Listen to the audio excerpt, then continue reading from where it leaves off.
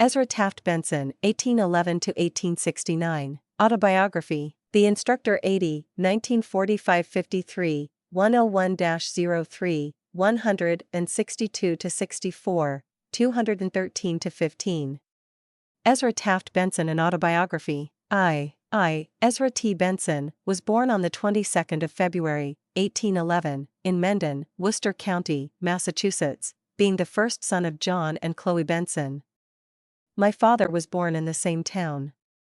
My mother was the daughter of Eastman and Hannah Taft, of the county and state aforesaid. My father's children were Charlotte, Taft, Abby and, myself, Hannah and John M., who died in August 1829, being 7 years old. George Taft Benson, my youngest brother, was born in 1825, after which my mother had a severe illness which terminated in quick consumption, and she died in about 6 weeks. My parents were religiously inclined and always reverenced the deity, yet never belonged to any religious society. They were firm believers in the Bible, and taught their children so to do, and strictly to observe the Sabbath. They sustained a good moral character, and were much respected among their friends. My father was a farmer, and a very industrious man. He always provided comfortably for the wants of his family. In 1817, he moved his family to the town of Uxbridge.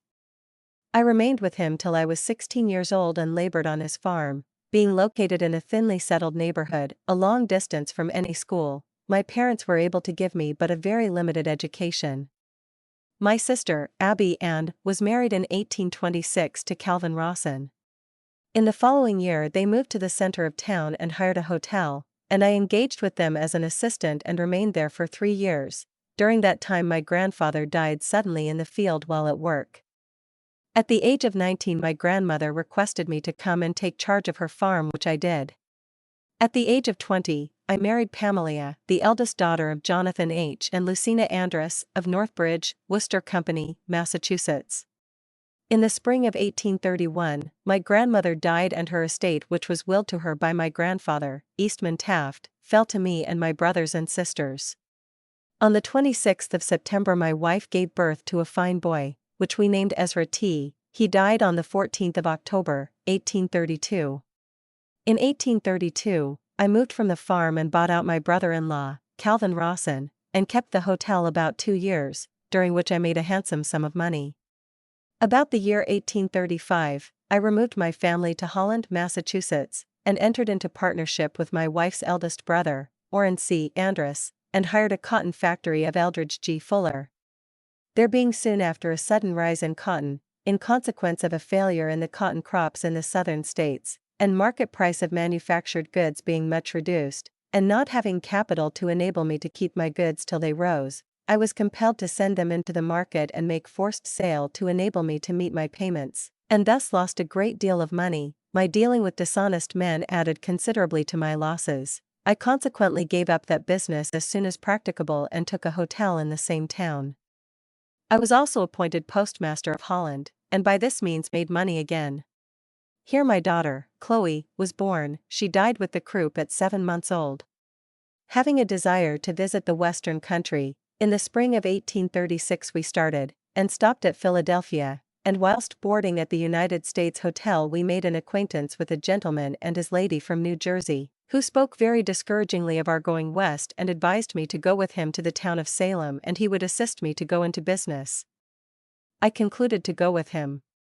He introduced me to a firm by the name of Stephan and Hilden, and I engaged in their employ, for 1 year in buying furs and wool, and selling merchandise, but I still felt inclined to go west, notwithstanding the people offered me their aid to start in business, and proffered to loan me any amount of money I would name.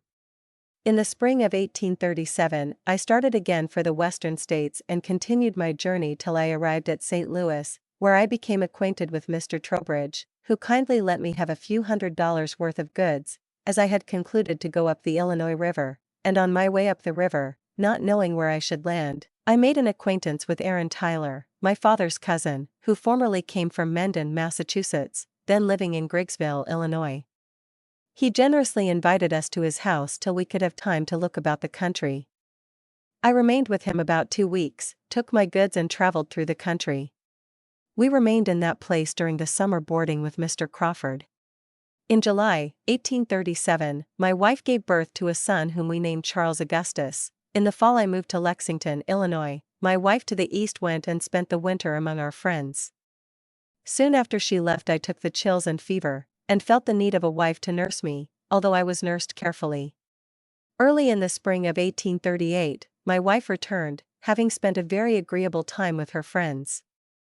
I sold all my goods and wound up my business and moved down to the Illinois River, about 2 miles from Lexington to the mouth of the Little Blue, where myself and Mr. Isaac Hill laid out a town and called it Pike. We sold some town lots, and I built a small house and put a warehouse upon the bank of the river. I cut cordwood and sold it to the steamboats. Here I remained till the commencement of the winter 1839. It being very sickly, I wished to go to a healthier place with my family. I was led to go and search out a home near Quincy, Illinois. Previous to this I was acquainted with Mr. Fry. Was requested that my wife would come and make her home with his family and keep school, to which I consented. I spent the most of the winter 1838 in Quincy, and here I became acquainted with the Latter-day Saints. The first elder I heard preach was Sylvester B. Stoddard, who was preaching 10 miles from Quincy in a small house, and that only a few minutes, and truly, from report, I thought the Mormons were a very peculiar people, yet, by conversation, I found them very agreeable, their spirits amalgamated with mine. During this winter, 1838, I boarded with Thomas Gordon, who was driven out of Missouri, and the kindness of his wife I shall never forget. She was an amiable woman and a good saint. I next heard Elder Erastus Snow preach in the Quincy courthouse, on the establishment of the kingdom of God on the earth in fulfillment of Daniel's vision. I did not fully understand his remarks, and the house being crowded I did not stay till meeting was over. I rented a piece of land from Dr. Ells for 5 years, 1 mile from Quincy. In the spring of 1840, I built a house upon it, fenced the 2 acres of land with close paling and planted it with apple, peach, plum and cherry trees and some locust for ornament. As soon as my house was ready, I moved my family there.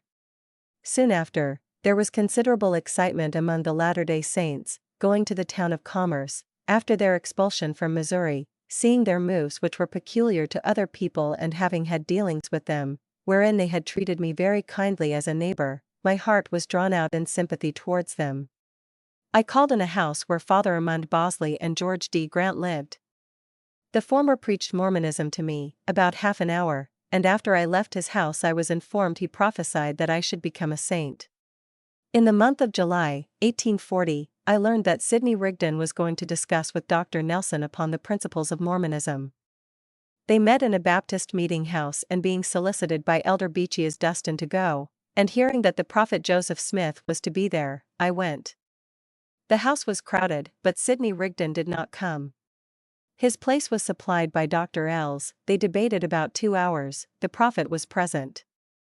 This was the first time I saw him. All the arguments that Dr. Nelson used was denunciate without proof, epithets of false prophets, etc., and while he was trying to make the people believe that Joseph was the false prophet spoken of in the scriptures, Joseph looked up and smiled very pleasantly, and I thought, too much so, to be the character Nelson said he was. The meeting was adjourned to meet in a grove east of Quincy. The prophet appointed John Cairns to continue the debate. They met according to appointment. Dr. Nelson commenced by ridiculing to a great extent the gifts of the gospel, especially the gift of tongues, and inquired how he could know whether the people spoke by the power of God not, and said, he could speak in tongues, and commenced uttering a ridiculous gibberish, and inquired if the people could tell him in what tongues he spoke, whether French, German, etc. Elder John Cairns rose and showed that such characters as Nelson were to arise as foretold by Peter, in his first epistle, 3rd chapter and 3rd verse. Knowing this first, that there shall come in the last days scoffers walking after their own lusts, and saying, where is the promise of his coming? And thus did he prove from Scripture to my satisfaction, that Dr. Nelson was one of the characters through whom the truth should be evil spoken of. Dr. Nelson made another attempt to ridicule the Mormons, and their doctrines, at which time he had a fit, and had it not been for his friends, he would have fallen on the platform.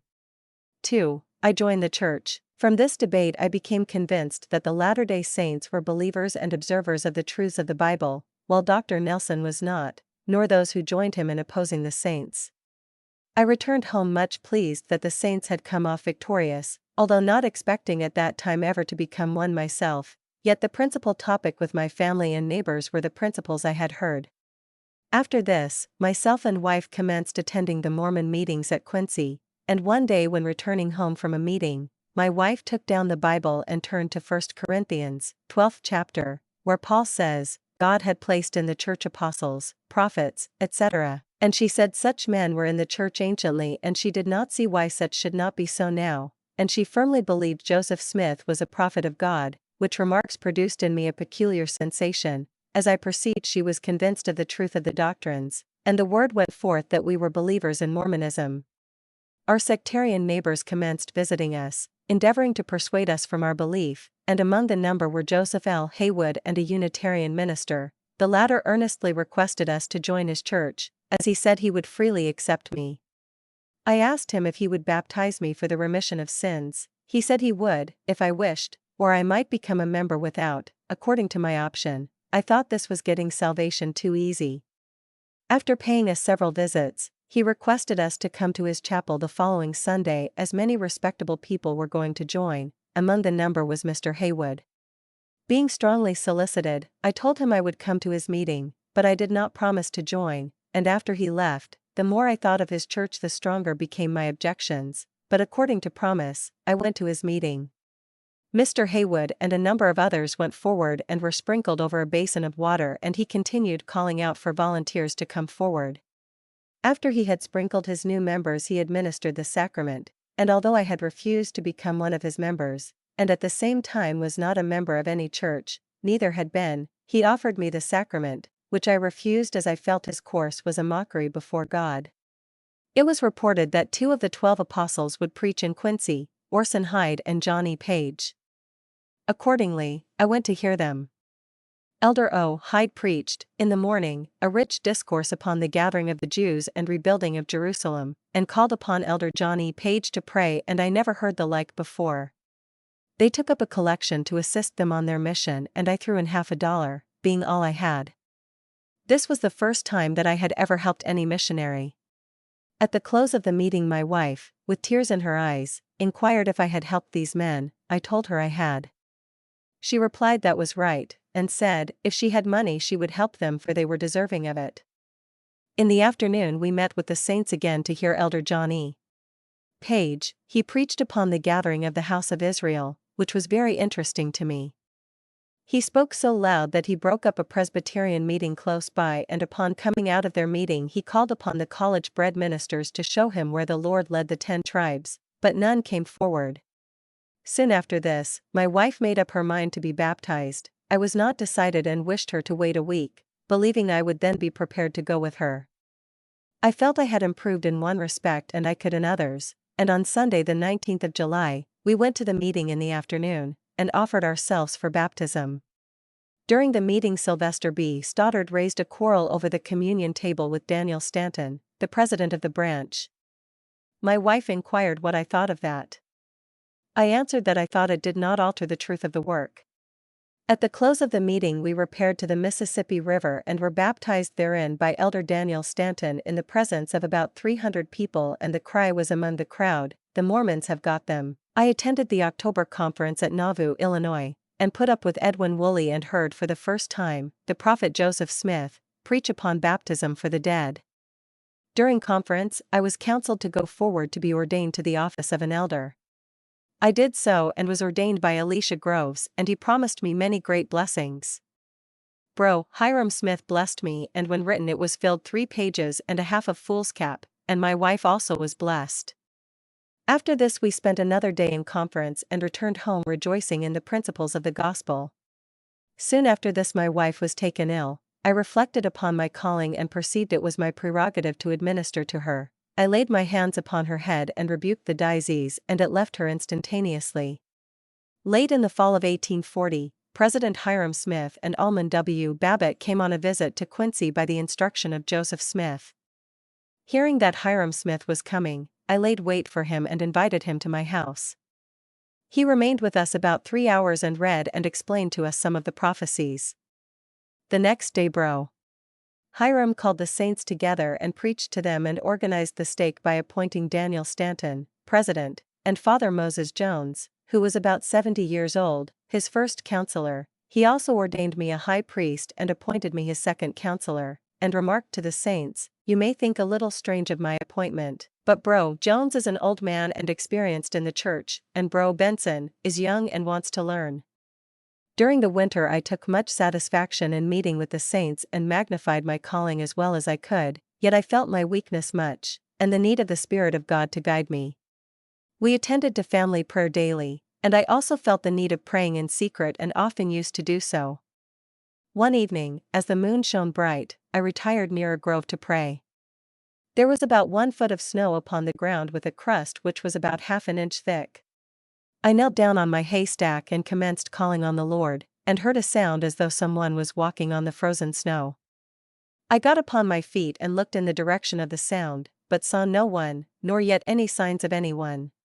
The noise was repeated 3 times, yet I saw no one. I became satisfied it was an opposing power to keep me from praying, and I said, "Mr. Devil, you may break snow crust, but I will pray," and when I had so determined, I heard nothing more. About the 1st of March, 1841, the spirit of gathering rested upon me and I told the brethren I thought of moving to Nauvoo, Illinois. They thought I had better remain where I was a little longer, but I was not satisfied and started to Nauvoo to get counsel from Bro Joseph Smith. I did so and he told me to come if I wanted. It was all right and I should be blessed. While I was absent my wife had given birth to twin boys. Being premature, they did not live more than a few hours. I sold out my nursery, settled my affairs, paid tithing and by the 1st of April, was on my way to Nauvoo, and arrived in time to attend the April conference and to see the cornerstones of the Nauvoo temple laid. I stayed with Vincent Knight, a bishop, during conference. I then inquired what I should do with my goods. He said, "Let them remain on the wagon." I asked him if they would be safe. He assured me they would and that he would be responsible for everything that was taken.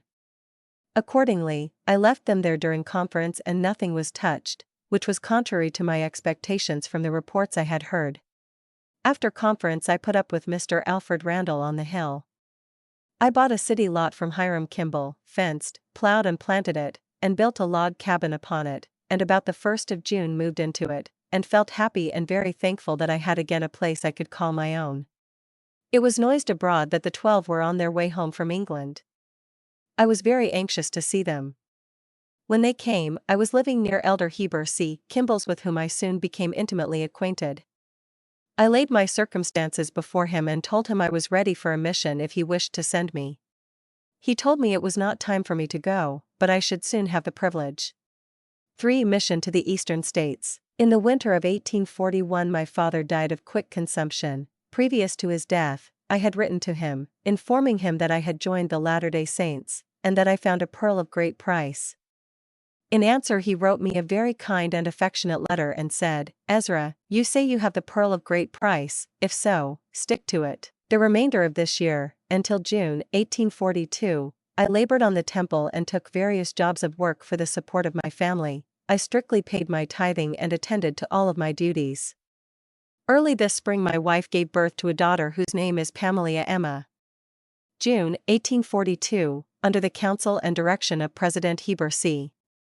Kimball, I started on a mission to the Eastern States, the land of my nativity, without purse or scrip. About 30 miles east of Nauvoo, I appointed a meeting for the first time and preached as well as I could the first principles of the gospel. The next meeting I held was in Chambersburg, Illinois, near the Illinois River. I obtained the schoolhouse and gave notice to the people that I would preach there in the afternoon.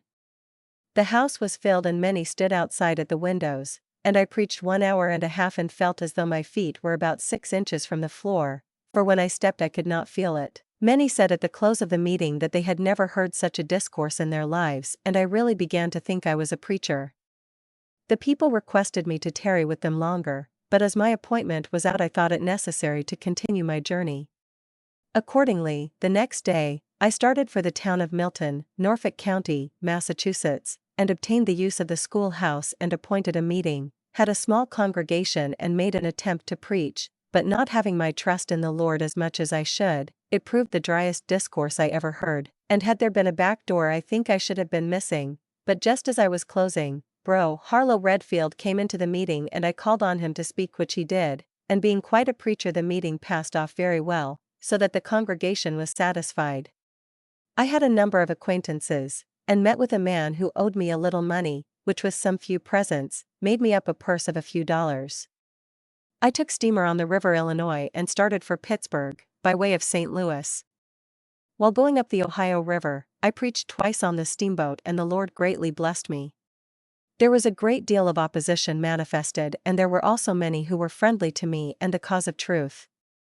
Some threatened to throw me overboard, but there was a gentleman on board from Kentucky, who told the mobocrats if they began that they would have to commence with him first, and this put a check upon their evil intention, and as we proceeded up the river about 90 miles above Cincinnati, the shaft broke and some of the passengers laid it to my charge, and said if I had not been there it would not have happened.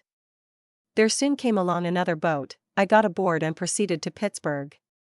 I called to see Elder John E. Page, who was presiding there. I perceived I had lost my license. Elder Page said he would give me one, and when he produced it, it was quite different to the original. I asked him the reason for the difference. He replied, he had his own way of doing business. He inquired how I traveled on the boat. I told him I came deck passage. He said he had done so, but shouldn't do so any more, for he had labored faithfully 8 years, and he considered the church owed him a living, and he should travel after this in cabins and eat warm meals. I proceeded to Philadelphia and spent the Sabbath with the saints and the 4th of July, and enjoyed myself very much. I visited my relatives in Mendon, Massachusetts, hoping they would embrace the gospel. I obtained the use of the meeting house and preached 3 or 4 Sabbaths, but truly I found in the language of Jesus that a prophet was not without honor save in his own country and among his own kin. There were some few who believed, but had not courage to embrace the gospel.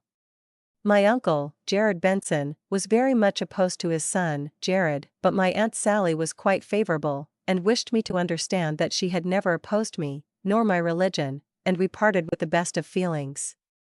My uncle told me he respected me, as his nephew, and could agree with me in anything but my religion which he could not bear to hear named.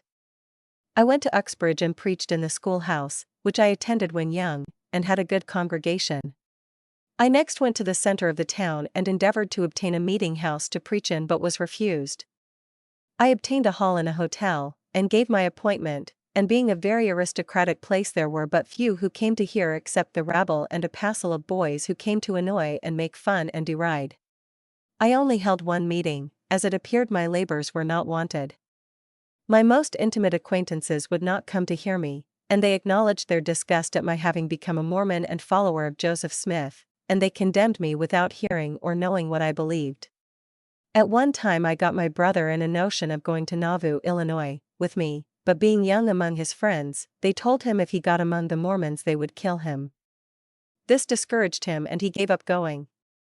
All my sisters and wife's friends treated me very kindly, but did not feel to receive the truth.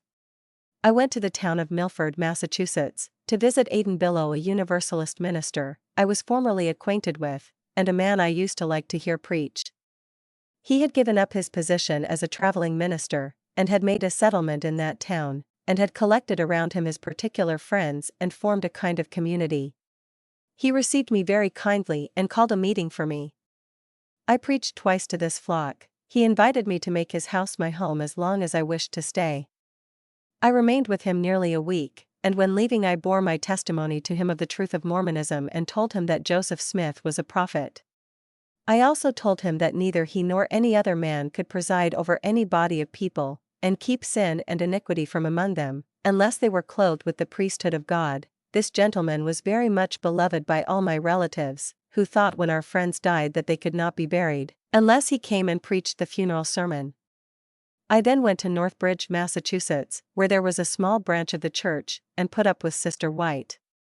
I preached a few times in her house. I was then directed to go to Millbury, Massachusetts, and commenced preaching the gospel to the people. I stayed with Widow Allen a few weeks, while I remained there. I heard that Dr. Willard Richards was at Northbridge, Massachusetts, to which place I returned, He inquired how I was getting along. I told him very slowly and that I had not baptized anyone. He told me to go ahead and not be discouraged, for I should commence to baptize. I received from my father's estate a few $100s, and I paid Bro Richards my tithing and took a share in the Nauvoo house. I returned to Millbury, Massachusetts, and soon baptized 16 persons.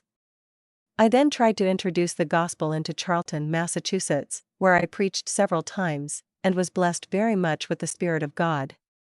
One evening, as I was preaching upon the power that attended the apostles upon the day of Pentecost, the same good Spirit rested upon me to the astonishment of all present, and at the close of the meeting a number of the people came to me with tears in their eyes and said if ever a man spoke by the power of God, I did, yet only one out of the number came forward for baptism.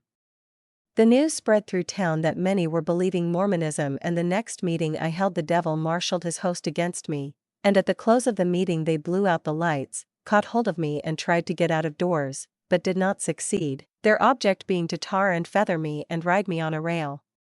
They spit tobacco juice upon me and left the cuds in my bosom, and at last one of the principal of the mob said to the others, "You shall not abuse him any more," and at that time a gentleman handed me into his buggy, took me to his house and kept me all night, and said he would defend me at the peril of his own life.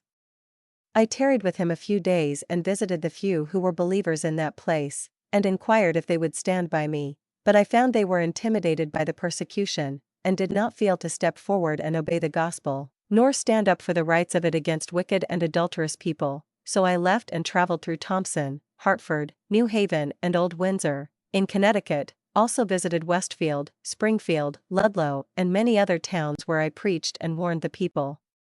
Early in the spring of 1843, I was called to Boston to attend a conference with the saints, soon after which I went to the city of Lowell to preside over that branch, and I remained there and in the region around till fall and was greatly blessed and baptized quite a number. Early in the fall, 1843, Brothers Brigham Young and Heber C. Kimball and number of the 12 came to Boston and held a conference, and I was released from my labors and counseled to go home to my family, which was good news. I traveled by way of Ludlow, Massachusetts, the place where my wife's father lived, procured the use of a hall to preach in, after which I took my wife's sister Adeline over to Westfield, where there was a small branch, and spent the Sabbath with them. There were a few who came forward for baptism, and Adeline was among the number, which caused my heart to rejoice. And in a few days, she and quite a number of the saints with myself were on the way for Nauvoo. We went by way of Buffalo across the lakes to Chicago, and had a very pleasant and speedy trip. On arriving home, I found that my children and wife had been very sick with the measles. I also found that in my absence many great and glorious principles had been taught the saints by the prophets Joseph and Hiram, and one among the number was celestial marriage. I was a little tried in my feelings, not understanding the principle. I went down to Bro Hiram Smith's house with my wife and her sister, Adeline, to obtain her blessing, and Bro Hiram Smith taught me the principle, and said it was my privilege to have my wife sealed to me, which was done. During this fall, I built a brick house and finished it during the winter, which made my family very comfortable. I attended meetings and worked upon the Nauvoo Temple, and in the spring of 1844, a large number of missionaries were called upon by the conference to go into all parts of the United States to present the prophet Joseph Smith as a candidate for the office of President of the United States. John Pack and I were appointed to go to the state of New Jersey. About the 1st of May we started and commenced our important labors, traveling through the different towns and cities, preaching the gospel and presenting Bro Joseph before the people as being the most suitable man for president.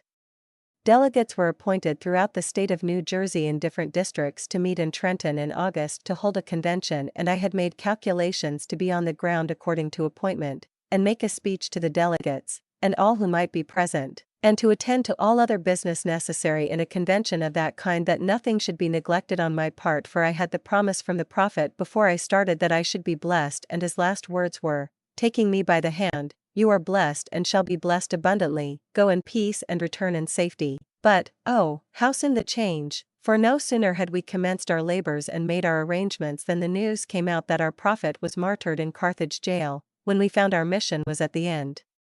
The question arose by Bro Pack, who will now lead the church? I told him I did not know, but I knew who would lead me, and that would be the 12 apostles. Our next business was to get home to our families, and I was without means. I appointed several meetings throughout Jersey and took up collections among the Gentiles and some few saints, and soon procured means sufficient to take us home. I was very thankful to reach home once more, notwithstanding it was a time of great distress and grief on account of Joseph Smith's death. September 26, 1844, my wife bore a son, which lived half an hour. I found Sidney Rigdon contending for the right to lead the church, and in a few days the 12 apostles arrived, and when Brigham Young rose before the people and spoke, it was very easy to see who possessed the mantle of Joseph Smith. Truly, as Jesus said, "My sheep hear my voice, but a stranger they will not follow," for many said when they heard Brigham talk, truly it was not Brigham, but the voice of Joseph. At the fall conference Brother Brigham called me to be a member of the High Council in the place of one who had apostatized. The remainder of this year I attended regularly meetings of the High Council, and many cases were brought before us and a number were cut off the church, and truly it was a time of great excitement.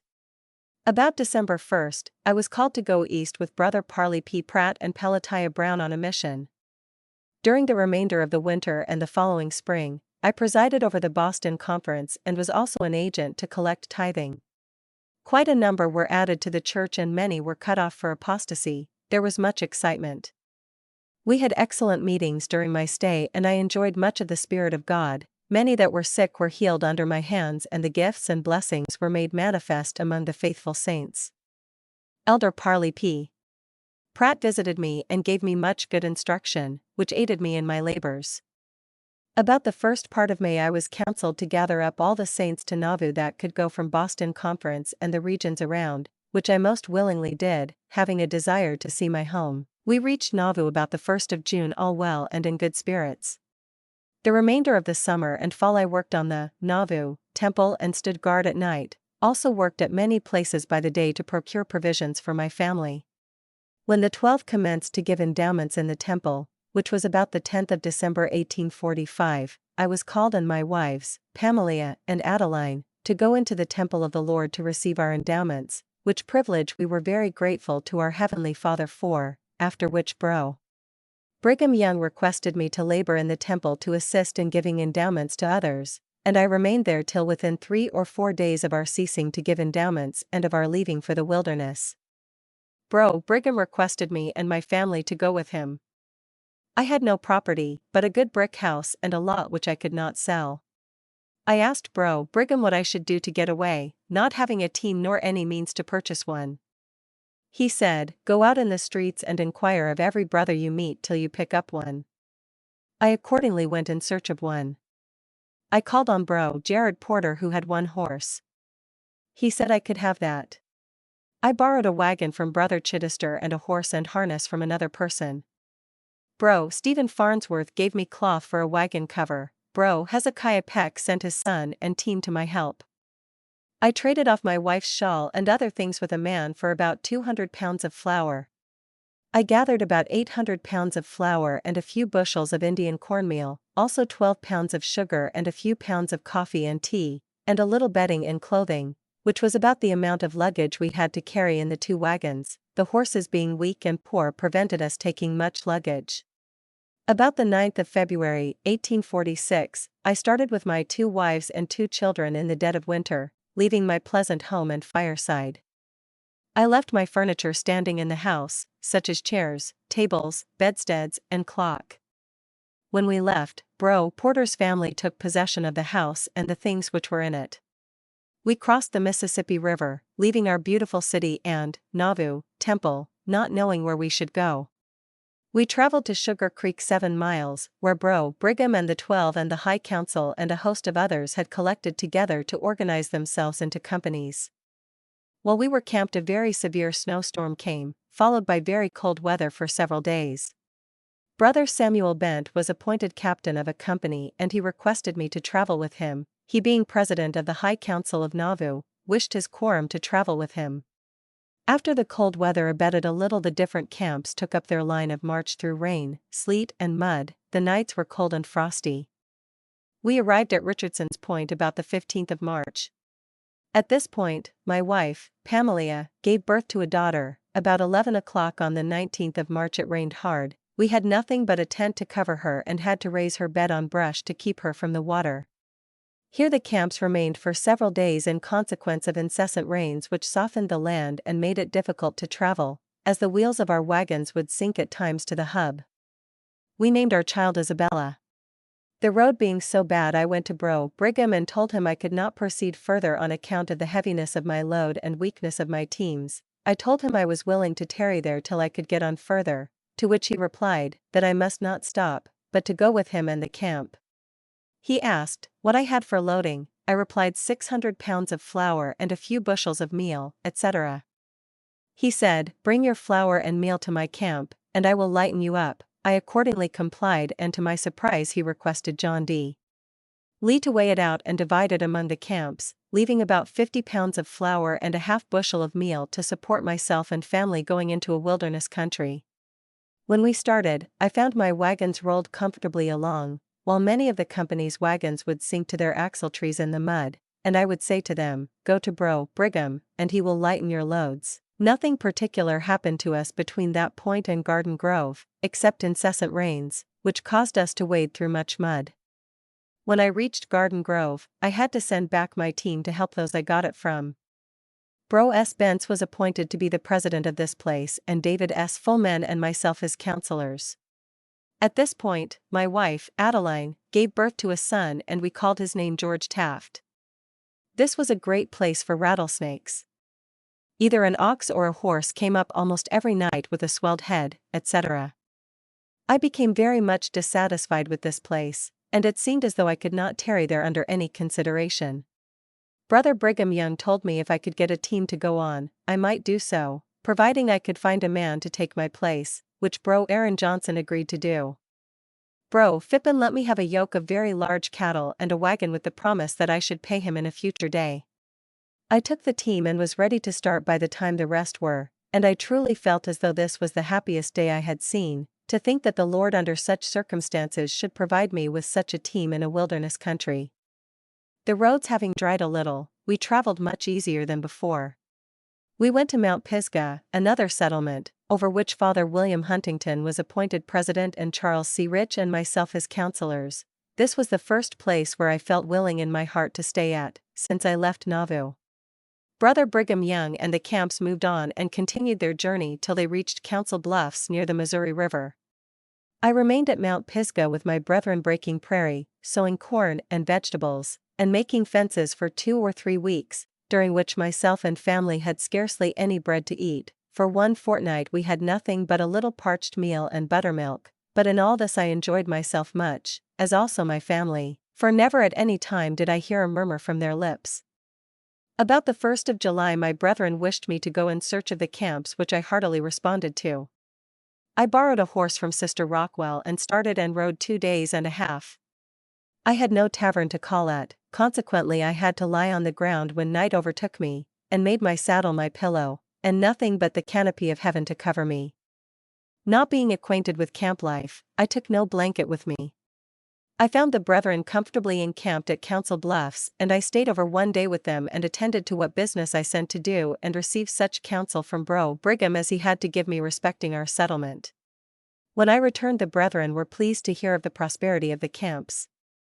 In about 2 weeks from this, Bro Parley P. Pratt came down from the bluffs with a line from President Brigham Young, directed to me, stating I was appointed one of the 12 apostles to take the crown of John E. Page, and if I accepted of this office, I was to repair immediately to Council Bluffs and prepare to go to the Rocky Mountains. A brother offered to take my family to the Bluffs with his own team, and not owning a horse at this time, I went to see Bro Ross to buy one. He said he had none to sell, but said if I was called to be one of the 12 apostles he would give me one, and he turned out to be his best riding horse, and the next morning Elder Parley P. Pratt and I started for the Bluffs. And when we arrived within a few miles of the camps we met Presidents Brigham Young, Heber C. Kimball and Willard Richards, accompanied by several brethren on their way to Mount Pisgah. I returned with them. When about halfway I met my family. We stopped and took dinner with them. I left them well and in good spirits and proceeded on to Mount Pisgah. After Bro Brigham had accomplished his business, I returned with him and his brethren to Council Bluffs. After the battalion started, I was called to Bro Orson Pratt's camp or tent, about a mile from the ferry on the Missouri River. On the east side, Bro Brigham and the rest of the 12 laid their hands upon my head. Bro Brigham was mouth, and I was ordained one of the 12 apostles of the Church of Jesus Christ of Latter-day Saints, and many great and glorious things did he pronounce and seal upon my head. He said I should yet have the strength of Samson,